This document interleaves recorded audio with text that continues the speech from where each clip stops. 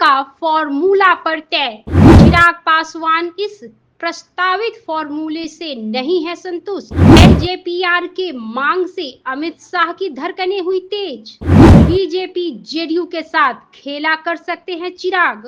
इतने सीट से कम समझौता नहीं करेगी एलजेपीआर। बीजेपी जेडीयू के लिए बेचैनी मात्र इतना सीट। बिहार विधानसभा चुनाव जैसे जैसे नजदीक आ रहे हैं वैसे वैसे राजनीतिक दलों के भीतर मंथन तेज हो गया है। एनडीए और महागठबंधन दोनों ही खेमों में सीटों के बंटवारे को लेकर रणनीति बन रही है।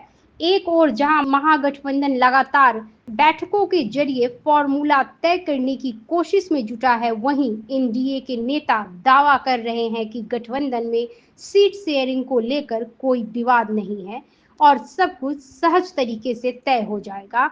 हालांकि जमीनी सच्चाई कुछ और बयां करती है। एनडीए में सीटों के तालमेल को लेकर फिलहाल कोई औपचारिक बैठक नहीं हुई है, लेकिन अंदर खानों सूत्रों के अनुसार एक संभावित फॉर्मूला सामने आ रहा है, जिसके अनुसार 243 सीटों में से बीजेपी और जेडीयू को 102 सीटें दी जा सकती है।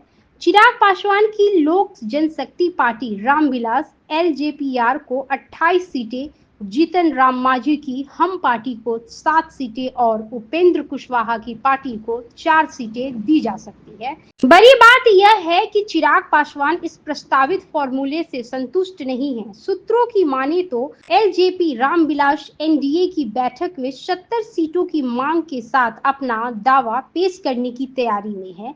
पार्टी के एक वरिष्ठ नेता का कहना है कि 35 सीटों से कम पर समझौता नहीं होगा, चाहे जो भी स्थिति हो। अगर चिराग पासवान की यह मांग बनी रहती है तो एनडीए में सीटों के लिए टकरार और तेज हो सकती है। बीजेपी और जेडीयू को अपने हिस्से की सीटें घटाकर 100 से कम करनी पड़ सकती है। अभी छोटे सहयोगियों को संतुष्ट किया जा सकेगा, वही जीतन राम मांझी भी 15 से 20 सीटों की मांग कर रहे हैं। हालांकि उन्हें पिछली बार की तरह इस बार भी 7 सीटें मिल सकती है। अगर चिराग पासवान को 35, मांझी को 7 और कुशवाहा को 4 सीटें दी जाती है तो कुल 46 सीट सहयोगी दलों को जाएगी। ऐसे में बीजेपी और जेडीयू के हिस्से में 197 सीटें बचती है। इस परिस्थिति में 98 से 99 सीटों का नया फॉर्मूला तय हो सकता है।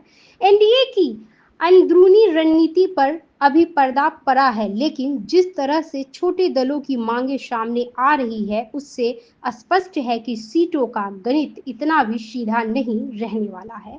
आने वाले दिनों में बैठकों और बयानों के बाद ही तस्वीर साफ हो पाएगी। ऐसे ही वीडियो देखने के लिए आप हमारे चैनल खबरीलाल लाइव को लाइक, शेयर, सब्सक्राइब करना ना भूलें। बहुत बहुत धन्यवाद।